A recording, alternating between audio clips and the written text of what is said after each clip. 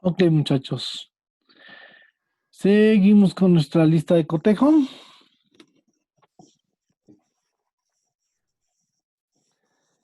Ok, muchachos. Nos quedamos con la parte del desarrollo de la entrevista. Eh, Ustedes van a tener que escoger a su invitado, a su entrevistado, a su especialista. Van a desarrollar solamente 10 preguntas. Esas 10 preguntas se las van a realizar a él, las van a grabar y posteriormente las van a colocar o las van a desarrollar dentro de este reportaje. Obviamente las preguntas tienen que ver con el tema y el título del reportaje al que ustedes están abordando. Yo les voy a orientar y les voy a pedir que traten de hacer preguntas que los lleve a una buena respuesta, porque si hacen preguntas como un sí, un no, está bien, pues está mal, no les van a servir. Necesitan realizar preguntas de manera de que se genere una respuesta. Entonces, al momento de generarse una respuesta, obviamente ustedes van a tener tela de dónde cortar.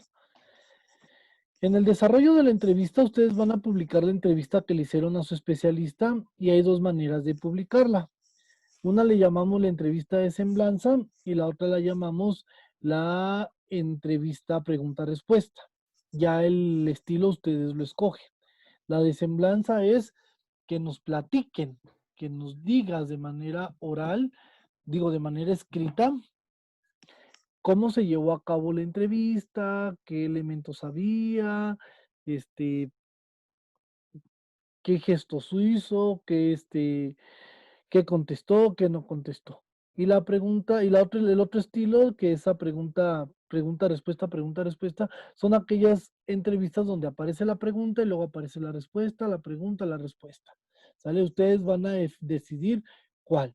Yo recomiendo el pregunta-respuesta, pregunta-respuesta. Una vez que hayan desarrollado esa parte, vamos con la conclusión. La conclusión, pues ya tiene que ver hacia lo que nosotros conseguimos, de acuerdo a lo que dijo nuestro entrevistado.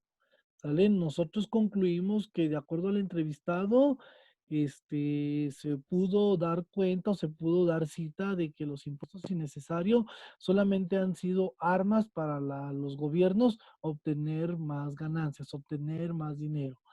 La tenencia surgió y todo eso lo tendrán ustedes que detallar en las conclusiones. Que es, acuérdense que las conclusiones es como un resumen o una reseña de lo del desarrollo. Nada más.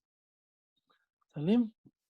Y bueno, viene el punto 5, que es integrar fotos de la entrevista. Si va a ser entrevista a través de alguna plataforma, pues van a tener que integrar pantallazos, impresiones de pantalla donde se vean ustedes con el entrevistado. Vaya, que me hagan a mí ver que sí efectivamente hicieron la entrevista. ¿Sale? Por eso es importante que tengan ahí sus capturas de pantalla. Otro, el punto número 7 es incluir, el punto número 6 es fortalecer la información con imágenes alusivas del tema. Si vamos a hablar de dineros, pues a lo mejor van a tener que poner imágenes que tengan que ver con su tema. No lo quiero tan cuadrado, muchachos, tan cuadrado en el sentido de que no quiero el título, no quiero el texto y al final las imágenes. No, o sea, traten de combinar texto con imágenes, que se vea bonito, que sea presentable. Estamos hablando de un trabajo profesional, pero no lo quiero con un estilo general. De hecho, si se dan cuenta, no les estoy pidiendo portada. ¿Por qué? Porque el reportaje solamente con que le pongan el título y al bajo le pongan los integrantes del equipo, con eso es más que suficiente. Por eso le pongo ahí, incluye datos de los integrantes, carrera y fecha. Pueden poner ustedes en la parte de arriba o en la parte final quiénes son los integrantes del equipo. ¿Sale? Ahí es donde le ponen por fulanito de tal, sutanito de tal y perenganito de tal. ¿Sale? Y ya le ponen ahí contaduría pública y la fecha, que vamos a acordar cuál es la fecha de entrega. Y bueno, voy a revisar ortografía, voy a revisar redacción también, que les pueden quitar hasta 5 puntos. Todo eso va incluido en el trabajo final. Ahora sí, chicos, dudas, preguntas, comentarios, qué no le entendieron, qué sí le entendieron.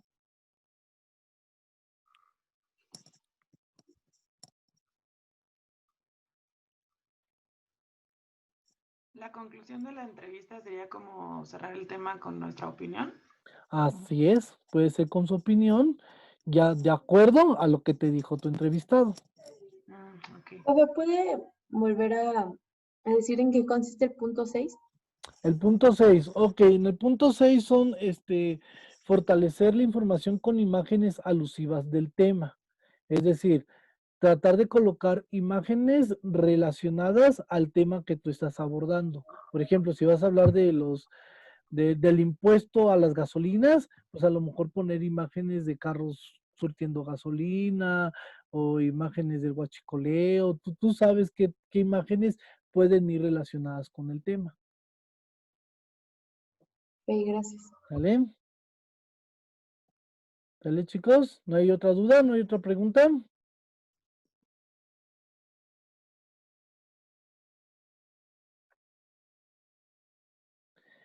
No hay una extensión mínima, muchachos, por si están preocupados. ¿Cuántas cuartillas? Cinco, seis. Pero es evidente que no lo van a poder desarrollar en una sola. Sale la idea que lo desarrollen mínimo en unas dos, tres cuartillas. Y más por el asunto de las imágenes. Ya les hablaba yo del reportaje de los integrantes. La entrega será en PDF. Por favor, muchachos. ¿Por qué no se los permito en Word o por qué tengo que ser muy enfático que en PDF? Acuérdense que luego el Word de versión a versión se modifica el texto o se mueve todo el texto. Vamos a suponer, a lo mejor su compañera Mayrani lo trabaja en Office 2000 y yo lo abro ahorita en 365 y nos cambia. Cambia el texto, se mueven o ella utiliza una fuente que yo no tengo y bueno, pues obviamente se hace todo un circo. Entonces, para que no nos ocurra eso, ustedes nada más le dan ahí guardar como PDF y ese PDF es el que van a subir a la plataforma. ¿Sale? Por favor. Fecha límite. ¿Cuál es la fecha límite para la entrega de este trabajo? El 7 de agosto. Esa es la fecha límite, es previo a la semana de exámenes, muchachos, es un previo, pero muy previo a la semana de exámenes finales. Y bueno, esa es la fecha que voy a establecer para que ustedes lo entreguen. Voy a ponerle como por ahí de las 6 de la tarde más o menos para que también no se confíen y piensen que va a ser hasta las 12 de la noche. Como por ahí de las 6 de la tarde se estará estableciendo la fecha límite. Hay que evitar copiar y pegar y muchas veces en la parte de la introducción, hasta en las conclusiones, muchachos. Me copian y me pegan. O sea, me sacan conclusiones y me desarrollan temas que ya estaban en internet. Entonces, si yo llego a detectar eso, pues obviamente los puntajes en ese rubro no los haré válidos. Se los estaré colocando ahí. Mira, en la conclusión me la encontré en tal sitio, porque así les pongo las ligas, ¿eh, muchachos? Luego cuando me copian y me pegan trabajos, les pongo el link. Mira, esta información la sacaste de aquí. Y hasta me han dicho, no, es que no tiene nada que hacer el maestro, no, es que sí tengo mucho que hacer. Revisar que los trabajos no estén plagiados. Es uno de mis deberes. Entonces, mejor léanlos, resúmanlos y escríbanlos con sus propias palabras. ¿Sale? Entonces, por favor, eviten eso, copiar y pegar porque si no les puede costar. ¿Sale? Les puede costar caro. Y bueno, el mejor trabajo que yo considere quedará libre del examen del cuarto parcial. ¿Sale? Ese es lo que yo siempre les pongo. Entonces, ya el mejor trabajo yo dejo exentos a los integrantes del equipo o al autor, en caso de que lo haga individual, del mejor trabajo que yo considere. A veces hay dos trabajos buenos, a veces hay tres trabajos buenos, a veces nada más es uno, a veces ninguno. Les digo, todos hacen examen. Entonces, ya el mejor trabajo yo consideraré y lo dejo exento del examen final. ¿Dudas, preguntas, comentarios, muchachos? ¿Algo que quieran comentar, agregar? ¿Cuándo vale el examen final? El examen final tiene un valor de 25 puntos, 25 puntos de las evidencias y 50 puntos este trabajo. O sea, si no entregan este trabajo, pues también. Estamos hablando que reprueban el cuarto parcial. Entonces, por eso es importante que hagan este trabajo. ¿Qué pasa si yo le doy menor puntaje a este trabajo? No lo hacen, muchachos. No lo hacen. No lo dicen. Es como vale 30 puntos, no lo hago. No, este trabajo es el trabajo final y aquí me van a reflejar la lectura, todo lo que ustedes hicieron, lo que hemos estado trabajando durante el cuatrimestre. Por eso le pongo un valor de 50 puntos. Las evidencias son 25 puntos más 25 puntos del examen. ¿Sale? Si llegan a tener un buen trabajo, pero buen trabajo, estamos hablando de que ya tendrían ustedes 75 puntos a la mano.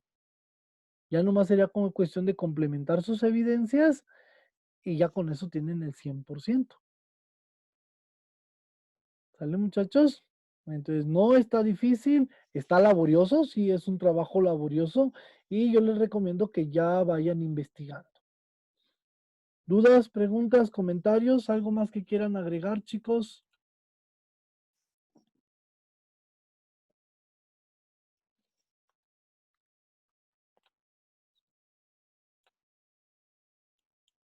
Parece que no. Ok, muchachos. Bueno, pues vámonos con el tema del día de hoy, que ya nos va a servir para elaborar nuestro trabajo. Y tiene que ver con los géneros periodísticos. Pregunta general. ¿Alguno de ustedes en su preparatoria vieron los géneros periodísticos?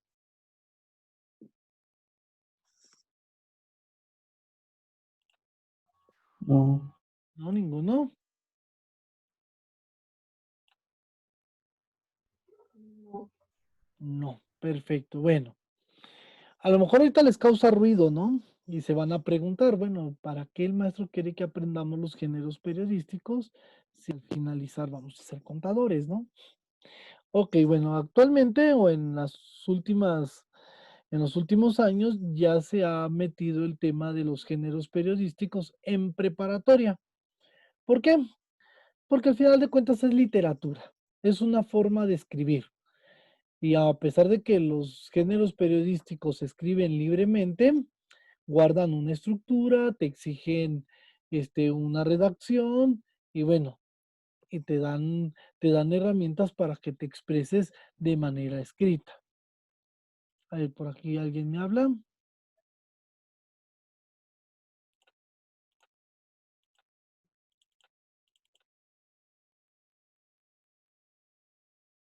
Ok. Dice Daniel Rodríguez que él me escucha trabado. ¿Alguien más me escucha trabado? No, yo no. De repente, pero No, muy poquito. de repente. De pronto, ok. Bueno, voy a cancelar mi camarita para darle mayor fluidez. Ok, bueno, les comentaba. Los géneros periodísticos son eso, ¿no? Es literatura exigente a pesar de que se escribe libremente.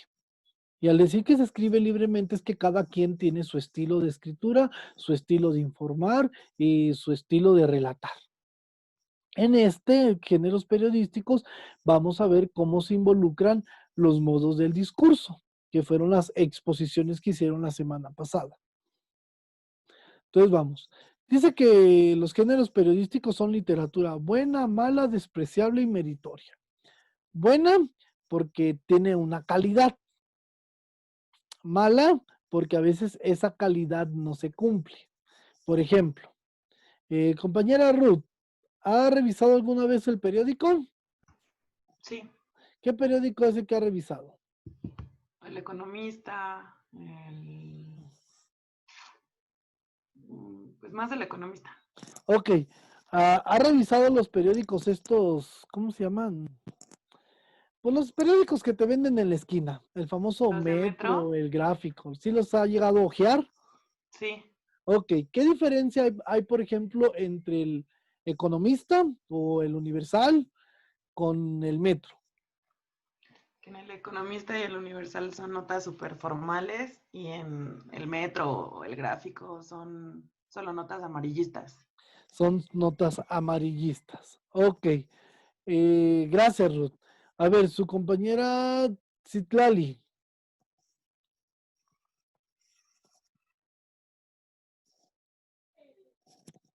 Compañera Citlali, ¿sí me Mande, escucha? mande, Ok. mande, mande. Oiga, ¿ha revisado o se ha dado cuenta el nivel de expresión escrito que tiene, por ejemplo, un metro a comparado de un universal? Ah, sí, es totalmente diferente. Luego hasta he encontrado en el de metro, hasta faltas de ortografía o palabras juntas, o sea, que no le ponen el espacio. Exactamente, ok, por eso les decía, a pesar de que son exigentes o a pesar de que son muy libres, podemos encontrarnos con esa parte, una parte mala. Y no digo que el metro sea malo, lo que pasa es que la literatura o el tipo de escritura que tiene el metro es simple. Encontramos notas pues con un contenido muy simple.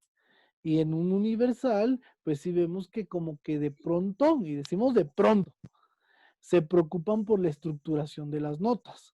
Digo, a título personal les comento, tuve un amigo que se dedicaba a corregir las notas de Loret de Mola. O sea, Loret de Mola escribe y varios periódicos de La Nación lo publican. Y me decían, a mí me tocaba corregir esas notas que tenían errores. Pero el periódico El Metro no es que no tengan un departamento de corrección, es que muchas veces no les interesa el cuidado de cómo se expresa la nota o cómo se escribe. Y aunque no deberían de presentar errores de ortografía, los presentan. Entonces, en un periódico Metro vemos hasta simplismos, ¿no? Y vemos cuestiones que decimos, ¿cómo crees? ¿O por qué lo dicen así? Una nota del Metro es, lo acuchillaron y le metieron 30 balazos. Y en una nota del Universal puede ser atentado contra una persona. Entonces, tenemos dos mundos. Por eso decimos que los géneros periodísticos son buenos y malos. Buenos por la estructura y malos porque se siguen en el simplismo. De hecho, si ustedes llegan a buscar chamba, yo les recomiendo que busquen el Universal. Los trabajos que se publican en el Universal, pues ya tienen que ver como un poquito más de más preparación. Auxiliares administrativos, jefes de departamentos, licenciados, abogados y demás. Y los que se publican, por ejemplo, en el metro, ya tienen que ver con obreros, guardias de seguridad, limpiadores de cristales, afanadores y demás. Por eso es que la gente busca también esos periódicos. Decimos que es despreciable y que es meritorio porque las notas periodísticas van escritas de acuerdo a una persona. Entonces, una persona acepta o rechaza la opinión de alguien. No sé si han leído o se han dado cuenta que algunos canales de televisión o en algunos periódicos, inclusive en el mismo YouTube, dicen, este medio no es responsable de los contenidos aquí emitidos. ¿Qué querrá decir eso? ¿Por qué no se hacen responsables ellos?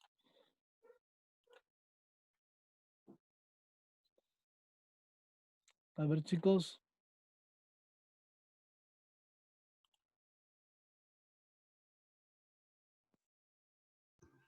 Porque no pasan ningún filtro para probar lo que se publica, ¿no? Sí, sí pasan filtros, pero ¿saben por qué? Porque al final de cuentas ellos son el medio. Alguien escribió y esa persona se tiene que hacer responsable por lo que escribe. Por eso es que son despreciables o meritorios. Por ejemplo, YouTube. YouTube es responsable de los contenidos que están ahí. Sí, ¿no? No. YouTube solamente es el medio de transmisión. Se supone que la información que está ahí, lo que se publica en YouTube, alguien lo hizo. A YouTube nada más de pronto le dicen, no puedes tener ese contenido de acuerdo a esto y esto y esto, Y bueno, ya sabrá si YouTube lo elimina o lo censura le recomienda al autor qué hacer con ese contenido. YouTube no es responsable de los contenidos de Luisito Comunica, de todos estos youtubers que hay, él no es responsable. No podemos decir, es que lo dijo YouTube. No, o sea, realmente no lo dijo YouTube. Hay un autor y ese autor se tiene que responsabilizar por eso que dijo. Entonces, ante ese panorama decimos que los géneros periodísticos son despreciables o meritorios. Hay gente que los aplaudirá o hay gente que simplemente no les gustará, pero porque la información o los contenidos caen o recaen más bien con la persona que los emite. ¿Sale? Ahora, si es un contenido pagado por el medio, pues ahí sí tendrá responsabilidad YouTube. O sea, que YouTube te diga a ti, por ejemplo, Ruth, necesito que me hables de esto, pero me tienes que hablarlo así, así, así, así. Entonces, pues ya tendremos que responsabilizar a YouTube. No sé si se acuerdan del tiempo de los chayoteros o si escucharon hablar de eso, muchachos. ¿De los qué? Chayoteros, ¿De los qué? Es que se corta. chayoteros, chayoteros. ¿Chayoteros? Ajá. No. No. En el tiempo, todavía en el sexenio pasado de Peña Nieto se decía que había muchos comunicadores chayoteros. Es decir, que el gobierno les pagaba a ellos o a sus canales para que hablaran bonito del gobierno. ¿Sale? Eso es ser chayotero. Entonces, esa es donde tienen que seguir una línea. Cuando alguien les impone una línea. Yo, por ejemplo, trabajé para Radio Universidad y me tocaba cubrir las notas del equipo de básquetbol de la Universidad de Colima. Siempre perdían, pero no podía decir yo que el equipo era malo. Tenía que seguir una línea. Entonces siempre decía que el equipo no tenía suerte. Yo en mis notas decía que el equipo no tenía suerte, que no corría con suerte y que por eso no ganaba. ¿Vale? Y debido a eso, pues ya la gente me despreciaba o me meritaban, me daban el mérito. ¿Sale? Entonces, cada quien es responsable de lo que escribe, muchachos, y aunque tú lo publiques en el Universal, lo publiques en el medio que sea, tú eres responsable de lo que escribes. ¿Sale, muchachos? Pues ahí es mucho cuidado con los géneros periodísticos. Y bueno, la segunda característica es que dice que tiene una estructura y una redacción exigente. ¿Sale? Ahí, por ejemplo, la revista Proceso tiene su propio manual de estilo y te dice cómo tienes que escribir para la revista Proceso. El periódico Universal también debe de tener su manual de estilo y tendrá que decir cómo es que te tienes que escribir. Por ejemplo, el Metro, su estilo es simple, lleno de coloquialismos y burdo, como ustedes lo quieran ver, pero así se tiene que escribir. Y bueno, el último punto, que para mí es el más importante dentro de esta materia, ¿por qué pongo los géneros periodísticos al final del curso? Porque se abordan los 3 niveles de lectura. Tienen que leer para comprender, tienen que inferir, es decir, tienen que ustedes interpretar esa información y al último, criticarla. ¿Sale? De eso se trata este curso, por eso es que los abordo de alguna manera. ¿Dudas, preguntas con esta diapositiva, muchachos? Ojo, repito, no me interesa que se hagan periodistas, me interesa que sepan manejar la información y a cada información tendrán que manejarla de acuerdo a sus necesidades. Tenemos dos tipos de géneros periodísticos. Por un lado tenemos los opinativos y por otro lado tenemos los informativos. Estos informativos, chicos, vamos a encontrar modos discursivos como la descripción, la narración y la exposición. ¿Por qué? Porque bueno, una noticia, ¿qué hace? ¿Qué hace una noticia, muchachos?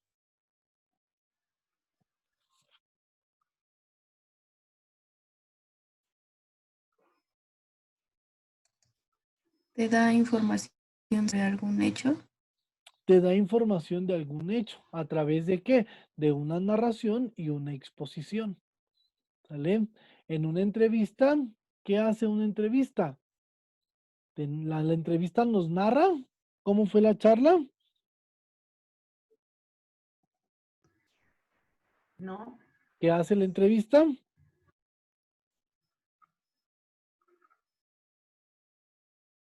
preguntas y respuestas. Preguntas y respuestas. Entonces te da a conocer un tema a través de una entrevista. O sea, una entrevista no tiene que ver como que qué fue lo que platicaron estos dos tipos. No, una entrevista tiene un objetivo y el objetivo es darnos a conocer.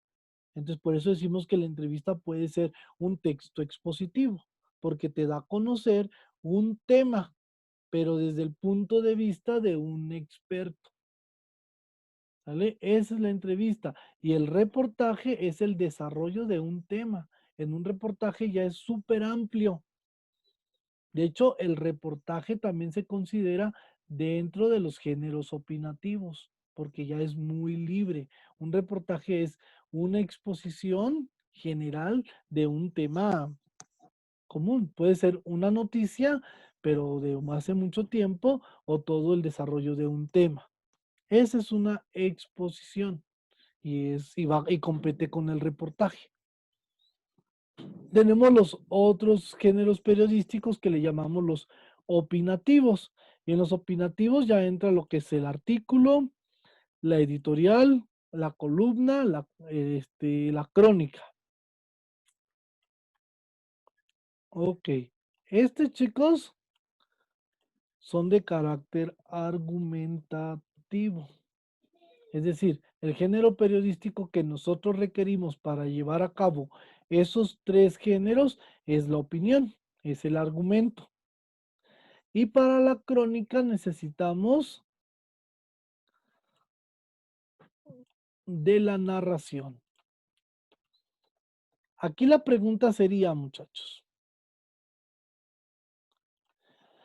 si la narración es un relato de hechos, digo, la crónica es un relato de hechos, es una narración, repito, la crónica es un relato de hechos, es una narración de manera cronológica.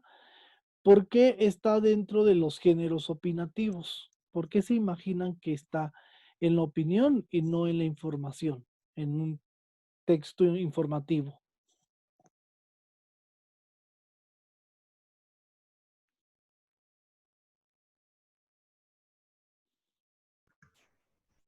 Porque será que narra los hechos, pero a su perspectiva, a la perspectiva del autor. Exactamente. Los géneros opinativos, chicos, y creo que sí por ahí lo apuntaban en sus exposiciones, son de carácter subjetivo y los géneros informativos son de carácter objetivo.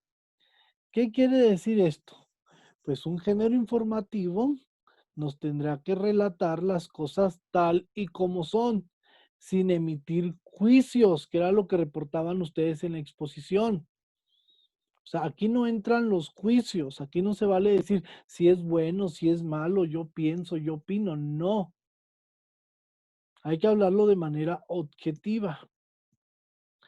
Pero en el caso de los géneros opinativos que son subjetivos, entra lo que dice su compañera Ruth. Bueno, es que así ya entra mi juicio. Vamos a suponer que yo les dejo que me hagan la crónica de, no sé, los que somos futboleros, del partido de ayer en la noche. Si yo pongo que me escriban una crónica del partido de ayer en la noche, vamos a tener diferentes versiones de crónicas. Ninguna se va a acercar de manera objetiva. ¿Por qué? Porque cada quien va a su criterio a platicarnos qué fue lo que sucedió. Y los géneros informativos buscan objetividad. Solo, hay que decirlo así, solo que muchas veces no lo cumplen. Las notas del metro, chicos, los que han leído las notas del metro, ¿son objetivas o subjetivas?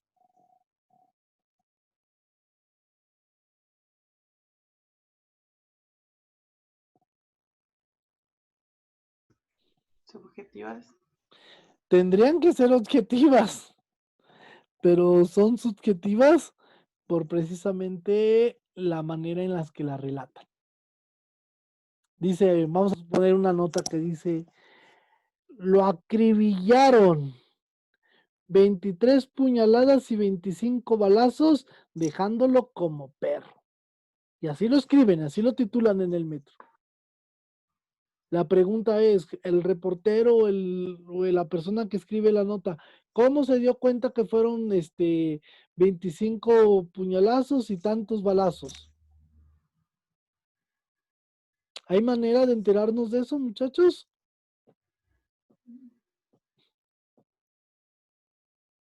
Desde luego que no.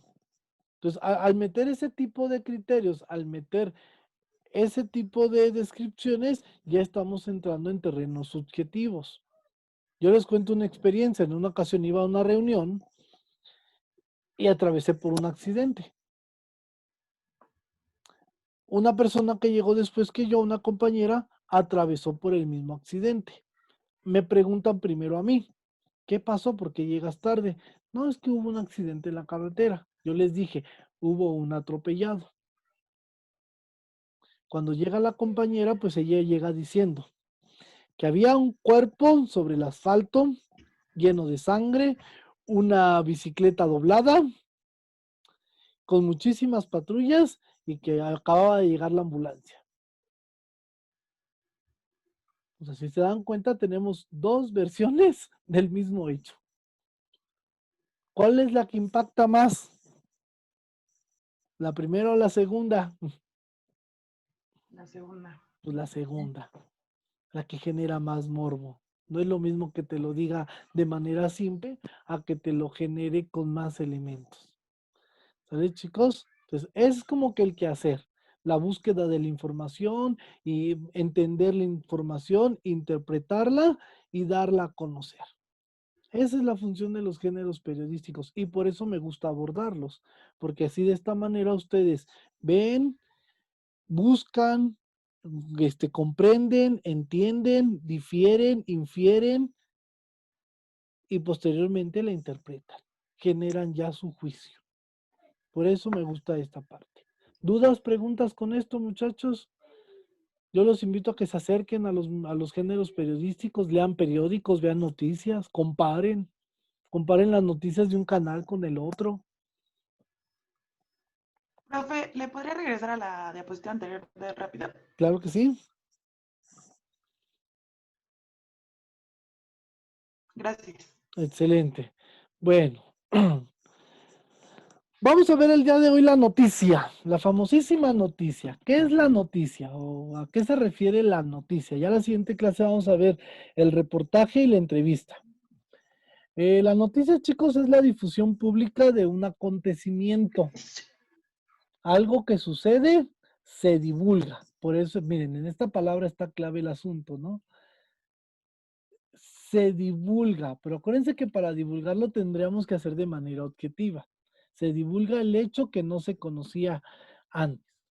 ¿Sale? Hoy en la mañana salió el presidente, dio una conferencia, no sé de qué habló porque no he visto ahorita la tele ni he leído el periódico, he estado trabajando, pero eso ya se puede decir que es una noticia. Ahora falta divulgar qué fue lo que dijo. ¿Sale? ¿Para qué? Para que todo el mundo se entere y todo el mundo se informe. Entonces, la noticia es eso, divulgar un acontecimiento de carácter público y de interés social. ¿Sale? Tratar de informarnos a todos qué es lo que está sucediendo. ¿Por qué se genera la desinformación? Por la cantidad de versiones que existen. ¿Sale? Fíjense ahorita cuántas versiones existen. A ver, Amairani, Mande. ¿usted sabe cuándo vamos a regresar al salón? No, ¿Qué sabe? ¿Qué es lo último que sabe? ¿Qué es lo último que se enteró? Pues lo último es que hasta que no estemos en semáforo verde y ahorita pues estamos en semáforo naranja. Ok, su compañera ya tiene una información. Dice, ella lo único que sabe es hasta que el semáforo esté en verde. Y ahorita estamos en naranja. Felipe, Mande, profe. ¿usted sabe cuándo vamos a regresar? No, pues no han dicho. ¿Qué es lo último que se enteró? Pues creo que íbamos a volver al semáforo rojo y que ahorita actualmente hay más contagios. Ok, miren, fíjense. Y ese compañero que ya hay más contagios. Sale muy bien. Sí, porque la Eh, gente sale sin cubrebocas y sale confiada de que no existe. Y sí excelente. existe. Eh, Tania, ¿usted qué sabe al respecto? ¿Cuándo regresamos? Pues hace algún tiempo había escuchado que según se estimaba para septiembre, creo, Ujú, algo así, pero septiembre. nada más. Ok. Jimena, ¿y usted qué sabe?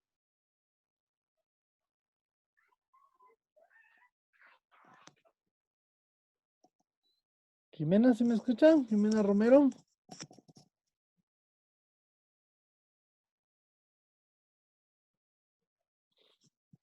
No, no me escucha. A ver, Ruth, ¿usted qué sabe? Es muy probable que se alargue la cuarentena hasta un año. Hasta un año. Ok, bueno. Ahí está, chicos. ¿Por qué se genera la desinformación?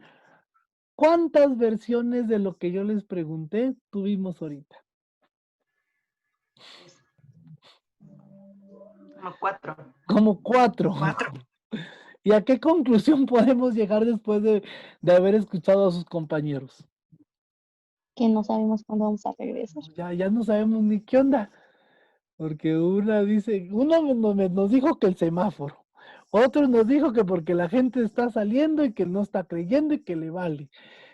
Otra compañera nos dice que pues ella se enteró que como en septiembre, y ahorita su compañera Ruth dice que hasta un año más.